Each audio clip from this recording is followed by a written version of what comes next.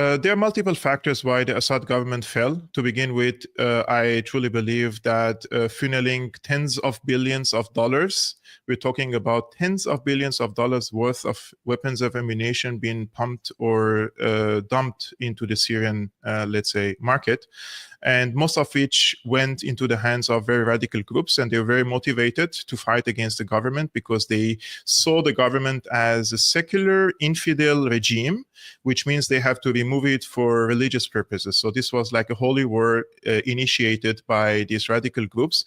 And this was stated by a secret document by the Defense Intelligence Agency of the US in 2012, that the driving force behind the insurgency were the Al-Qaeda and the Muslim Brotherhood groups. So this is number one. The second thing were the interference of the, let's say, regional and international intelligence apparatuses into the country to destabilize the country and facilitate the regime change. The third, I would argue, also the sanctions. The sanctions were so draconian, Judge, that if you want to buy a medical equipment from Malaysia, from Indonesia, from China, from anywhere around the world, a medical equipment, you cannot pay for it. And if you want to bring it from the black market, if the United States detects that Syria has bought any equipment from outside, any technological equipment from outside, from a third country company, they would sanction that third country company. So the country has been devastated on all levels, including the great corruption. And when I say great in a negative connotation, because when you sanction the country, it was already there were already widespread corruption in Syria. But when you sanction the economy of the country, and the country basically becomes malfunctional and it doesn't function well, then you will see the rise of parallel economies. And who is going to be in charge of parallel economies are the warlords, cronies, and people who have invested interest in keeping the country's economy dysfunctional. So we had this Syrian economy has been paralyzed, and at the same time we have seen the rise of corrupted people who have had their grip over the economy, and all these things have led, in my opinion, into the demoralization of the Syrian people, and they no longer wanted to continue the fight after 14 years of fighting against this foreign-backed insurgency. Therefore, Assad has fled the country. I think those were the main factors. Who or what led the American State Department to put a $10 million bounty on al-Jawlani's head and to denominate his group as a terrorist organization? And I believe the British did the same. Actually, the State Department, they have been following Jawlani for a long time. He has been in Iraq, and he was responsible for sending car bombs into civilian neighborhoods.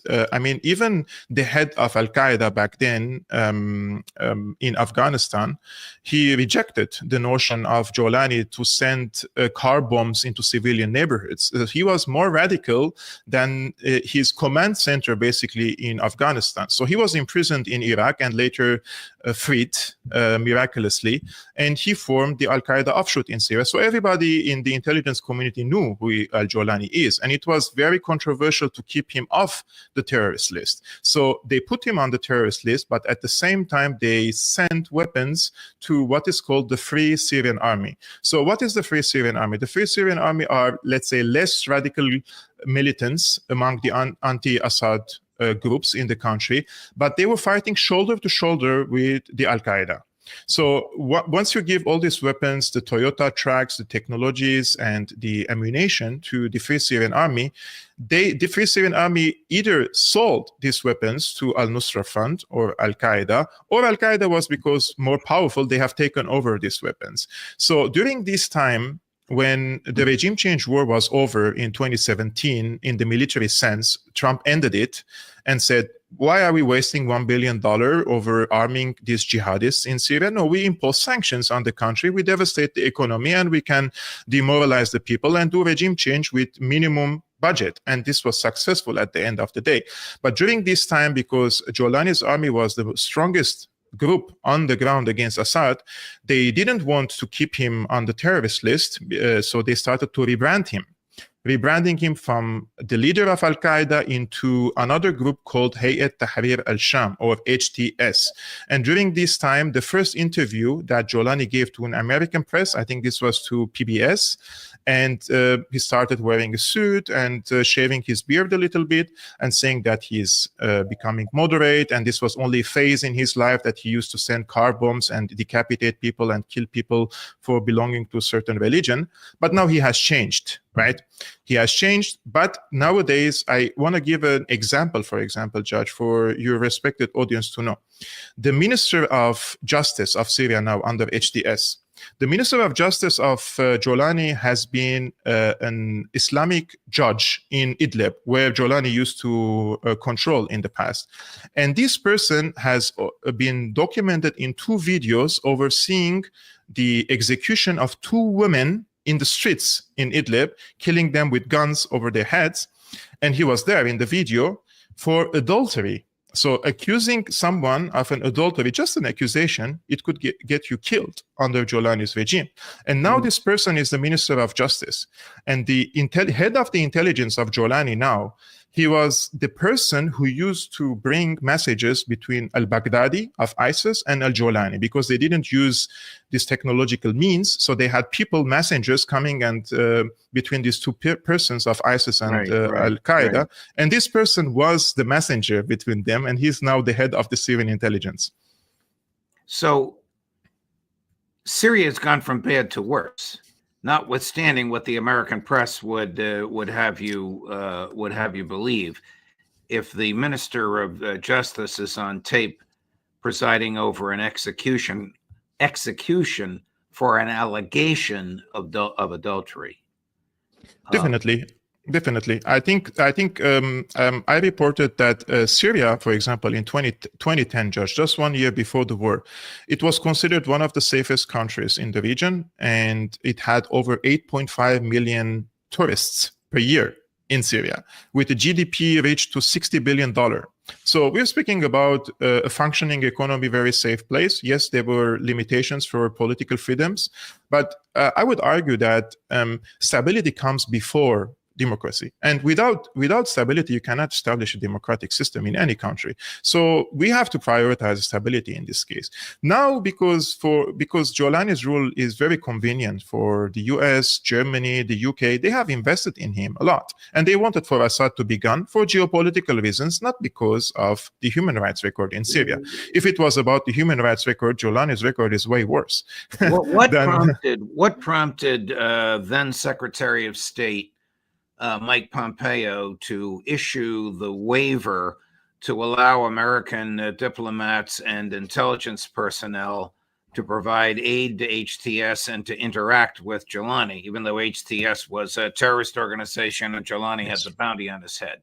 Yeah, he was the most powerful military wing in Syria, capable of challenging the Assad government. It wasn't a situation where you can pick and choose among different groups and say, no, I don't want to support HTS, I will support other groups. No, the vast majority of the militants who joined the anti-Assad camp were radical Islamists, and they wanted to establish an Islamic state. So it wasn't an ideal situation where one side is a revolutionary, but they supported the Islamists. No, the people who wanted to carry and continue the fighting were the Islamists, and they were motivated by religious texts and verses. And Saudi Arabia and Qatar have been giving lots of support to radical imams, giving basically fatwas after fatwas to multinational jihadists coming from all around the world to join the fight against Assad.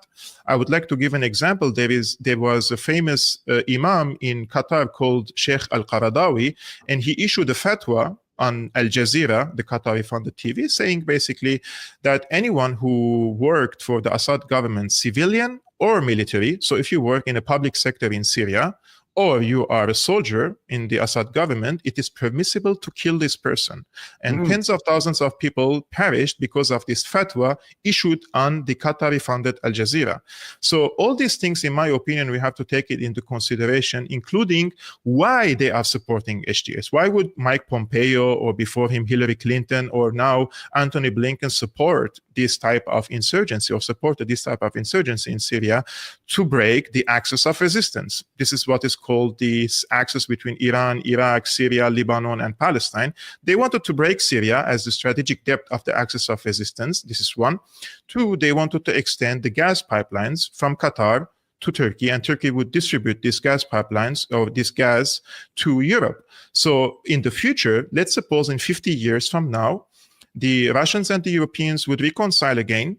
Now that Qatar can extend these gas pipelines to Europe, Europe would not need the Russian gas any longer. So they wanted for Qatar to extend these gas pipelines. And that's why Qatar and Turkey were the most enthusiastic about removing Assad in the past 12 years, I would argue. Here's a clip from December 29th of Al Jolani. There's an English translation, as you'll hear. After the West had, of course, persuaded him to change his appearance. Cut number 7, Chris. Russia is an important country and is considered the second most powerful country in the world. And there are deep strategic interests between Syria and Russia. There are deep strategic interests between Syria and Russia. Syrian weapons are all Russian. Many of the power plants are Russian with Russian expertise, and there are great cultural ties between Syria and Russia. We do not want Russia to exit Syria, as some would like. Run number 8 as well, Chris. Syria cannot continue without relations with a large regional country like Iran, but they must be based on diplomatic relations, respect for the sovereignty of the two countries, non-interference in internal affairs, and only relations that are compatible with the interests of the two countries without interfering in the matters of sectarian hatreds. We hope that the new American administration will not follow in the same approach of the previous administration in continuing these sanctions, and will lift them without entering into negotiations or bargaining. What is your take on this new Al Jolani? Is he believable? Is he a tool of the West, or is he duping the West? I think he's the tool of Turkey.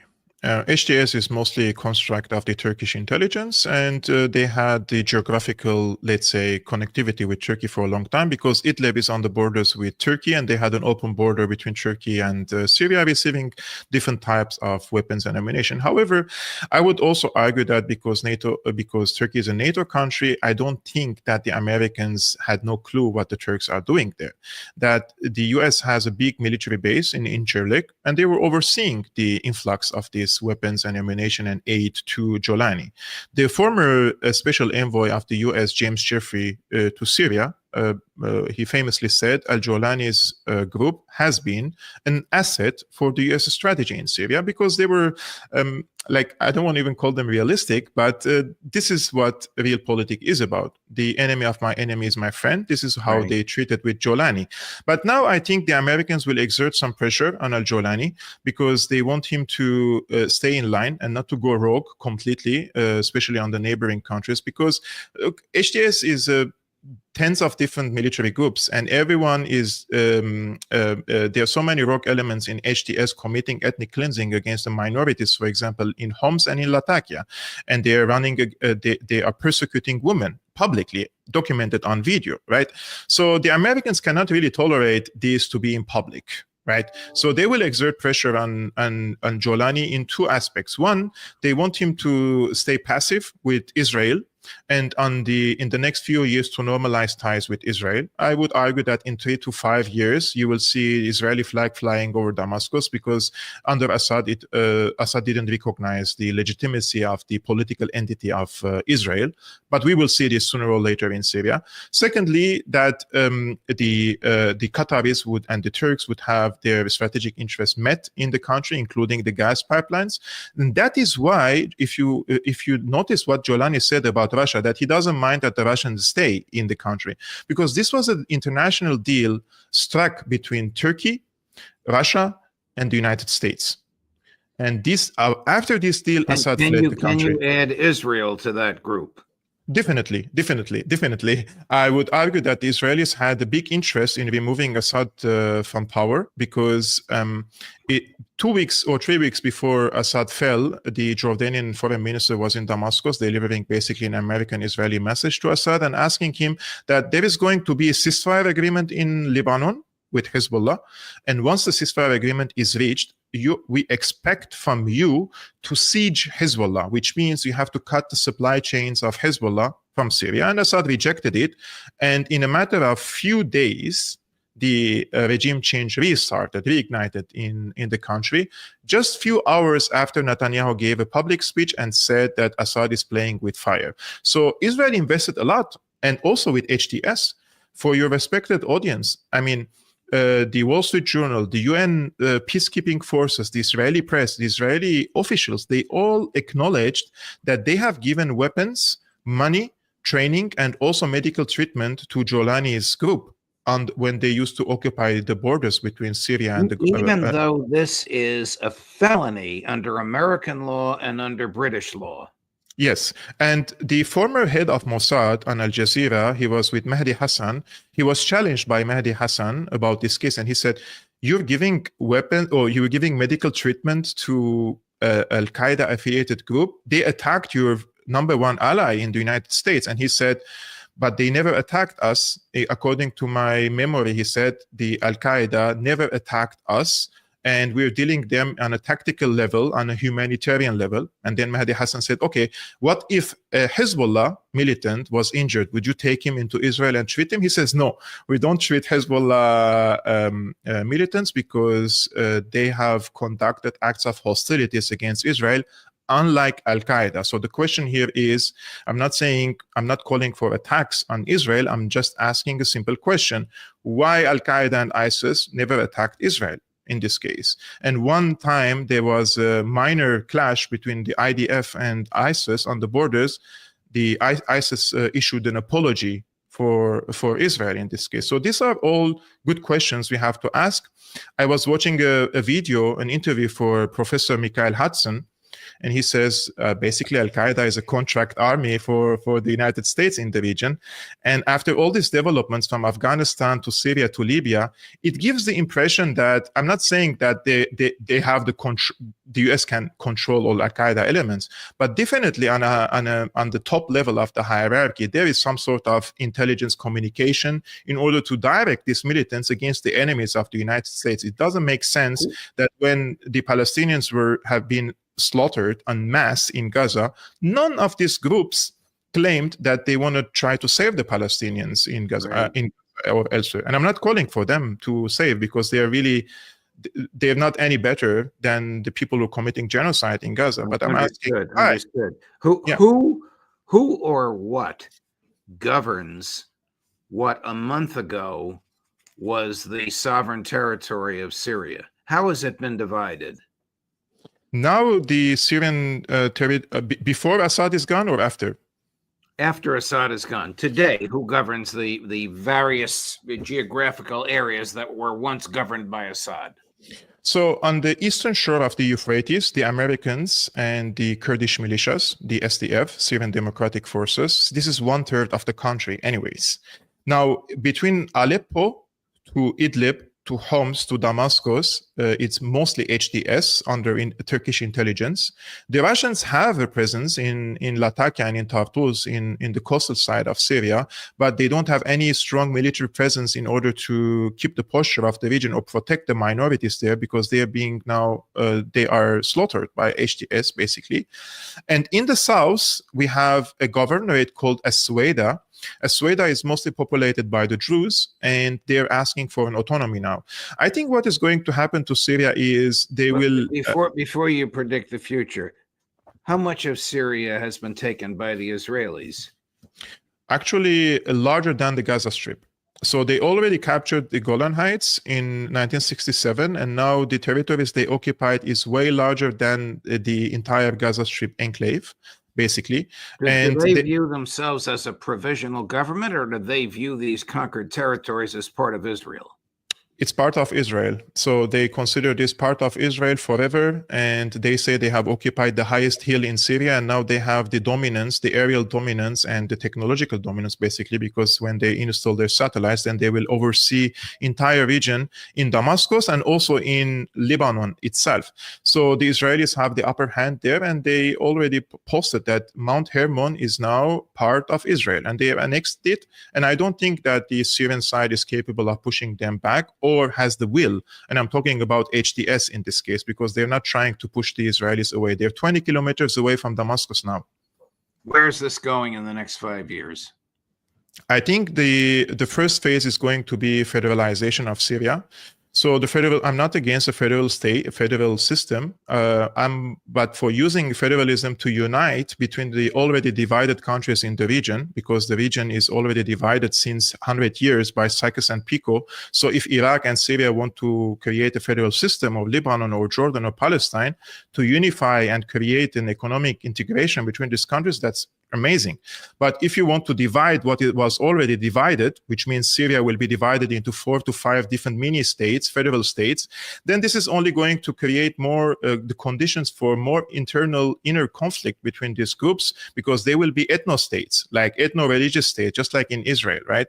And they will start fighting against each other. And this will create the conditions for the US and Israel to present themselves as the savior of minorities, especially the Druze and the Kurds. I think this is where the country is headed to, a federalism at the beginning and then the Balkanization of the country.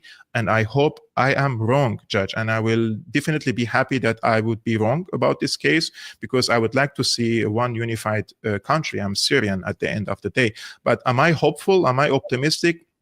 No. What about al-Jawlani? What becomes of him? Jawlani said that he's not going to do elections for the next 4 years. So he's going to stay another 4 years. He said that they need 3 years to redraft the constitution for Syria. Although he changed the curriculum in a matter of 3 days in the country. And if you want to know, he is changing the entire curriculum, you mean in the schools? Schools, yes. He removed, for example, in the science textbooks, the theory of evolution, and that our brains were developed in the past. And he only insists on the religious text that we were created as Adam and Eve. There is no evolution at all. And he's changing, for example, the concept of martyrdom from someone who dies for the sake of his country to someone who died for the sake of God. And also in the textbooks now, the Jews and the Christians are the people whom God is angry at, according to the new curriculum of Syria. So he's Islamizing basically the Syrian education system, something that I mentioned at our first conversation, that he will try to have his grip over the education, over the press, over the religious affairs. So he has the control the minds and the hearts of the people. And then if they revolt against him, he has the weapons. And in the next stage, he will redraft the constitution in the next 3 years. So 3 years is going to be the de facto ruler. And in the 4th year, he says he will hold elections. Will he participate in his elections? I think it depends on the conditions in the country. But in 4 years, Syria has moved from one of the safest countries in the world into a jungle, lawless jungle. So what could you expect in 4 years? Is it safe for Christians in Syria? No, not at all. I mean, I'm reading daily reports from Syria, especially in Homs and in Latakia, killings against Christians and against the Alawites, especially against the Alawites. Like, I've seen countless videos, Judge, of summary executions, humiliations.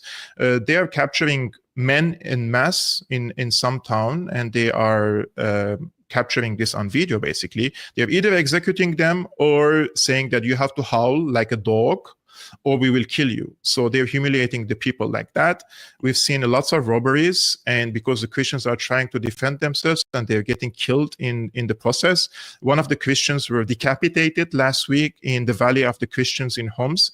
So there's so many examples that are documented on video that I'm already posting on my X account, and those are only the documented ones. So imagine the ones that we couldn't document. So if somebody comes and says that HTS has reformed itself, yeah, probably they have start wearing some suit and ties, etc., to give the impression. But on the ground, what their militants are doing is basically ethnically cleansing the Christians and the Alawites from the country. And the next step, you will see these NGOs come and say for the minorities, well, we opened for you the resettlement programs, refugee status, etc. How many Christians left in the country, Judge? They were 10% of the people. They're probably 2% or something now of the country. So nothing left. Got it. Kevork,